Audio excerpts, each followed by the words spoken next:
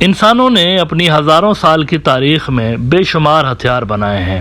Interestingly انسانوں کے یہ جو ہتھیار ہیں یہ وقت کے ساتھ ساتھ اور بھی جدید ہوتے چلے گئے۔ مثال کے طور پر آپ دیکھیے کہ پتھروں سے انسانوں نے ہتھیار بنانا پہلے شروع کیا، پتھروں سے سٹارٹنگ جو ہوئی تھی وہ پتھروں سے ہوئی تھی، اس کے بعد میٹل آ گیا، اس کے اندر لوہا اور یہ ساری چیزیں آ گئی۔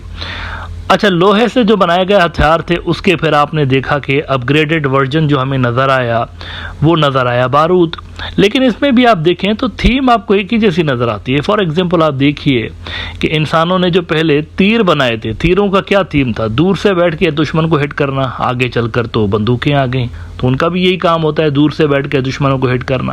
تو وقت کے ساتھ ساتھ انسانوں نے اپنے ہتھیاروں کے اندر جدت پیدا کی ہے، ماڈرنائزیشن پیدا کی ہے۔ اچھا، اب اپنے ہزاروں سال کی تاریخ میں انسانوں نے جو سب سے بڑا ہتھیار آج تک بنایا ہے وہ نیوکلیئر ہتھیار ہے۔ آج تک انسانی تاریخ میں اس طرح کے ہتھیار کبھی نہیں بنے جو کہ اس وقت انسانوں کے پاس موجود ہیں۔ نیوکلیئر ہتھیاروں کو ویسے اگر دیکھا جائے تو کچھ لوگ ویپنز آف ماس ڈسٹرکشن کہتے ہیں، لیکن دوسری طرف ایک اور بھی پہلو ہے، نیوکلیئر ہتھیار امن کے ہتھیار بھی کہے جاتے ہیں۔ اس کی وجہ یہ ہے کہ نیوکلیئر ہتھیار بڑی جنگوں کو پریونٹ بھی کر رہے ہوتے ہیں، مطلب ایک یہ بھی خیال ہے نا کہ ڈیٹرنس پرووائڈ کرتے ہیں۔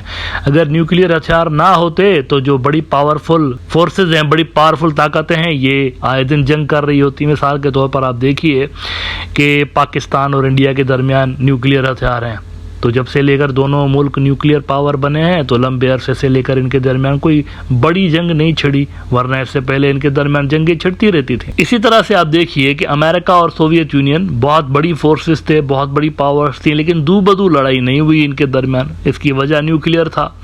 چائنا اور امریکہ ایک دوسرے کو پسند نہیں کرتے، دشمن ایک دوسرے کے، لیکن لڑائی ڈائریکٹلی نہیں ہو سکتی، نیوکلیئر ہتھیاروں کا فیکٹر ہے۔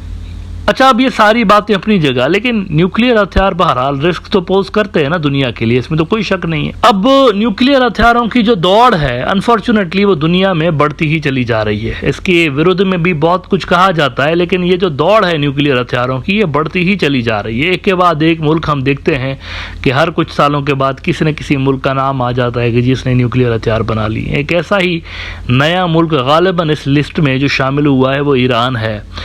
پچھلے دنوں ایک بڑا پراسرار واقعہ ایران کے اندر پیش آیا، بڑا مسٹیریس واقعہ پیش آیا۔ ہوا یہ ہے کہ تہران سے 110 کلومیٹر دور ایران کے ایک علاقے کے اندر ایک دو روز پہلے ہلکا سا ایک ارتھ کویک آیا ہے، 4.5 میگنیٹیوڈ کا کہا جا رہا ہے کہ یہ ارتھ کویک آیا ہے 110 کلومیٹر دور تہران سے۔ اب اس کے حوالے سے بڑی متضاد اطلاعات آ رہی ہیں میڈیا کے اندر۔ ایک اطلاع یہ آ رہی ہے کہ یہ کوئی ارتھ کویک نہیں تھا، یہ نیوکلیئر ٹیسٹ تھا اصل میں جو کہ ایران نے کیا ہے۔ اچھا، اس کی وجہ کیا ہے؟ وہ یہ کیوں کہہ رہے ہیں کہ یہ نیوکلیئر ٹیسٹ تھا؟ کیونکہ جس علاقے کے اندر یہ ارتھ کویک آیا ہے آج تک ایران میں اس علاقے میں کوئی ایسا ارتھ کویک رپورٹ نہیں ہوا، یہ فرسٹ ٹائم ہوا ہے۔ اور دوسری بات جو مسٹیریس ہے کہ ارلی وارننگ سسٹم ایران کے اندر ڈپلائیڈ ہے ارتھ کویک کے حوالے سے، لیکن وہ بھی نہیں کام کیا اس نے بھی اس مرتبہ۔ اور تیسرا یہ کہ آفٹر شاکس ہوتے ہیں، ہر زلزلے کے بعد آفٹر شاکس ہوتے ہیں، لیکن اس مرتبہ آفٹر شاکس نہیں ہوئے اس زلزلے کے بعد۔ اور چوتھی عجب سی بات یہ بتائی جا رہی ہے کہ صرف 10 کلومیٹر زمین کی گہرائی میں یہ ارتھ کویک آیا ہے۔ نارملی ایران کے اندر اتنی کم گہرائی پہ ارتھ کویکس نہیں آتے، وہ بہت زیادہ ڈیپ نظر آتے ہیں۔ ارتھ کویکس ہمیشہ جب بھی ہوتے ہیں تو بہت زیادہ ڈیپ زمین کی گہرائی میں نظر آتے ہیں۔ تو یہ کنسپریسی تھیوریز وہاں پر فلوٹ کی جا رہی ہیں کہ غالباً یہ کوئی نیوکلیئر ٹیسٹ تھا۔ اچھا، اس ارتھ کویک کی جو ٹائمنگ ہے وہ بھی بڑی انٹرسٹنگ ہے۔ امریکہ کا جو سینٹ کام ہے، سینٹ کام امریکہ کی فوج کا وہ حصہ ہے جو کہ دیکھتا ہے مڈل ایسٹ کو، اور پاکستان افغانستان ان کو بھی سینٹ کام دیکھ رہا ہوتا ہے۔ تو سینٹ کام کا جو چیف ہے وہ پہنچا ہوا تھا اسرائیل، اور بہت سارے ماہرین یہ اندازہ لگا رہے تھے کہ غالباً سینٹ کام کا جو چیف ہے وہ گرین سگنل دینے گیا تھا اسرائیل کو کہ اگر آپ ایران کے اوپر حملہ کرنا چاہتے ہیں تو ہم آپ کو اسسٹ کریں گے۔ ایسے لمحے، ایسے وقت کے اوپر یہ ارتھ کویک آیا ہے، تو اس پہ کہا جا رہا ہے کہ یہ ارتھ کویک نہیں تھا، ایران نے نیوکلیئر ٹیسٹ کیا ہے۔ نارتھ کوریا جو ہے وہ بھی زیر زمین نیوکلیئر ٹیسٹ کرتا رہتا ہے، تو زمین کے اندر نیوکلیئر ٹیسٹ کا ہونا کوئی نئی بات نہیں ہے۔ پاکستان کے حوالے سے بھی اطلاعات آتی رہتی تھی، جب پاکستان نے چاغی کے پہاڑوں کے اندر بلوچستان میں نیوکلیئر ٹیسٹ کیے تھے تو اس سے پہلے وہاں پر بھی اس طرح کے جب ارتھ کویکس آتے تھے تو کنسپریسی تھیوریز فلوٹ کی جاتی تھی کہ وہاں پر نیوکلیئر ٹیسٹ کیا گیا ہے۔ تو یہ جو ایران کے اندر ارتھ کویک آیا ہے اس کو بڑی इंटरेस्ट के साथ दुनिया देख रही है। नाउ यहाँ पर एक इंटरेस्टिंग बात यह है, आप सोच रहे होंगे कि ईरान अनाउंस क्यों नहीं कर रहा, अगर उन्होंने किया भी है ये वाला धमाका तो अनाउंस क्यों नहीं कर रहे। इसकी देखें एक बड़ी वजह है, और वो बड़ी वजह यह है कि एक फतवा, औरल फतवा सैयद अली खामनाई ने इशू किया था 2003 में, आज से कोई 21 साल पहले एक फतवा उनका आया हुआ है। फतवा आप जानते हैं कि कोई मजहबी पेशवा कोई अगर फतवा देता है तो वो बाइंडिंग होता है और वो एक तरह का कानून हो जाता है फिर। तो इन्होंने जब फतवा इशू की तो वो जो फतवा थी 2003 में न्यूक्लियर हथियारों के अगेंस्ट थी फतवा। उन्होंने कहा कि ये जो न्यूक्लियर हथियार हैं ये इंसानियत के दुश्मन हैं, ये नहीं होने चाहिए।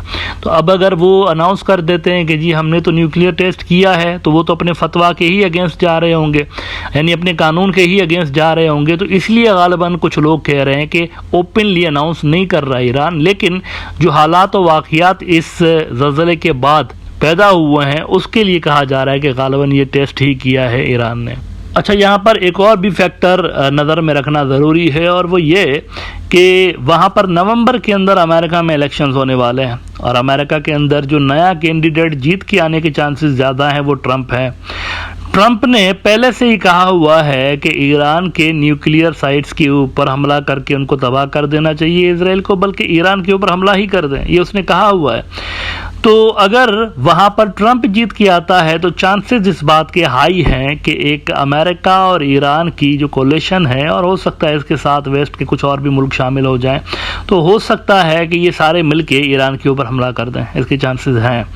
तो इस सूरत हाल में ये डिटरेंस गालिबन ईरानियों ने शो किया है। अब वो बता नहीं रहे, लेकिन इससे पहले भी उनके बहुत सारे जो ऑफिशियल्स हैं वो कह चुके हैं टीवी पे आके कि we are the nuclear capable country. अच्छा, यहाँ पे आखिर में एक इंटरेस्टिंग डेवलपमेंट आपके साथ शेयर करना ज़रूरी है। ये मैंने आपको सैयद अली खामनाई की फतवा के बारे में तो बता दिया कि उन्होंने न्यूक्लियर हथियारों के ख़िलाफ़ फतवा दी थी, लेकिन आज उनके जो डेप्यूटी जो हैं आयतुल्ला खामनाई के, उनके रिप्रेजेंटेटिव समझ लें, वो एक जगह पर बैठे हुए थे तो बात कर रहे थे मीडिया से गालिबन। तो उन्होंने कहा कि देखें, इस्लाम में ना न्यूक्लियर हथियार या इस तरह के जो बड़ी तबाही फैलाने वाले हथियार हैं उनकी ममानियत है, उससे मना किया गया है। लेकिन अगर अपनी जान बचाने के लिए, अपने सर्वाइवल, अपने बका के लिए ये ज़रूरी हो जाए तो फिर लाजम सी बात है, अनडाउटेडली उन्होंने कहा कि हम बनाएंगे न्यूक्लियर हथियार। तो उन्होंने भी ये क्लेरिफिकेशन दी है इस टाइम के ऊपर, जब ये कल बात की जा रही थी कि वहाँ पर 5 तारीख को, गालिबन कल नहीं बल्कि 5 तारीख को, कि अंडरग्राउंड न्यूक्लियर टेस्ट आया। उसके 2 दिन के बाद ईरान की तरफ से इस तरह के जो ऑफिशियल्स बात कर रहे हैं ना कि अगर बनाना ज़रूरी हो जाए तो इसमें कोई मुज़ायका नहीं है, कोई हर्ज नहीं, हम बनाएंगे भी। तो इस बयान की भी टाइमिंग बड़ी इंटरेस्टिंग है।